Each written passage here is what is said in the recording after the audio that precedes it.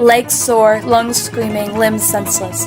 Every fiber in her being propelled her further, focused only on the tiny package tucked underneath her right arm and on putting as much distance as possible between her and that enchantress's haven.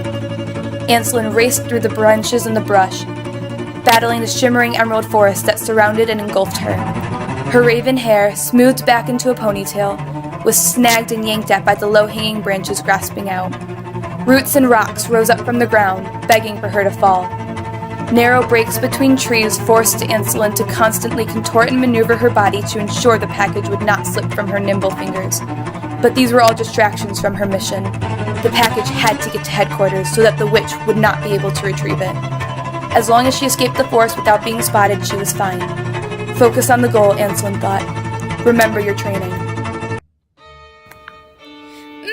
Trying to steal from me. Well, that just won't do.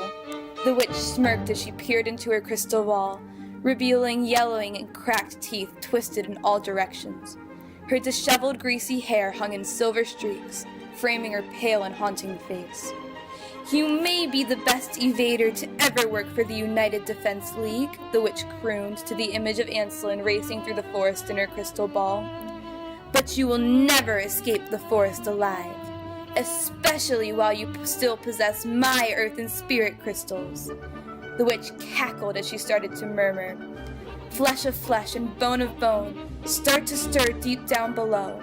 Spirits inside, wake up from your slumber, rise up and strike like lightning and thunder. Mangled corpses long since forgotten, with absent thoughts and minds left rotten. Flesh of flesh and bone of bone, rise up from the grave and retrieve my stones. The enchantress leered. This was going to be quite the show. There can't be too much left of the forest now, Anselin thought. She stopped by a tree to do a quick surroundings check. Oh no. Mortui ortus, the risen dead, and they were gaining. She started to sprint but stumbled. One corpse had caught up and slashed at her, but she dodged and sliced its ribcage with her obsidian blade. It dissolved into dust as Anselin got up. She grabbed her bag and resumed running. The forest seemed to sharpen in clarity. Obstacles were nothing to her now. She weaved through the trees and smiled. They'd never catch her. It was almost too easy. Turning every few seconds, Anselin ran through the woods.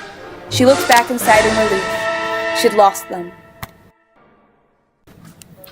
Up ahead, the trees looked as if they were moving.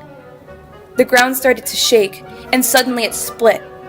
Anselin clung to the nearest tree trunk and stared, horrified, as the sorceress rose up from the ground. The witch grinned and laughed while Anselin stayed frozen in place. I think you have something of mine. I'd like it back, she teased as she extended her hand. Anselin finally came to her senses and bolted in the other direction. The witch flew on a black cloud of shimmering dust. Her eyes turned charcoal gray as she conjured pillars of fire and spurts of acid. Anselin ducked and swerved, relying on her instincts to tell her where to move, but each one was getting closer and closer.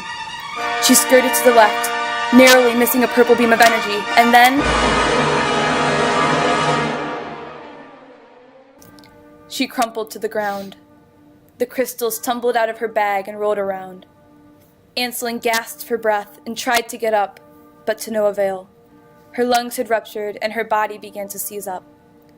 Trying to send a signal for help, she reached for her bag, but her arm had started to spasm. She had lost all control of her body. Anselin had failed. Tut, tut, tut. You fought well, Anselin. You should be proud, mocked the witch. Sauntering over to where Anselin had fallen, she collected her precious stones. The enchantress chortled with giddiness and glee as she prodded Anselin's body with her foot. You were the best, but it wasn't good enough, now was it? Leaning down to Anselin's face, she snickered, savoring her final breaths. Now, I'd better get these crystals back to the burrow. We don't want them falling into the wrong hands. Goodbye, Anselin. Forever. Anselin's vision went blurry, and as she shakily drew her last breath, a single tear slipped from her eye and cascaded down her cheek.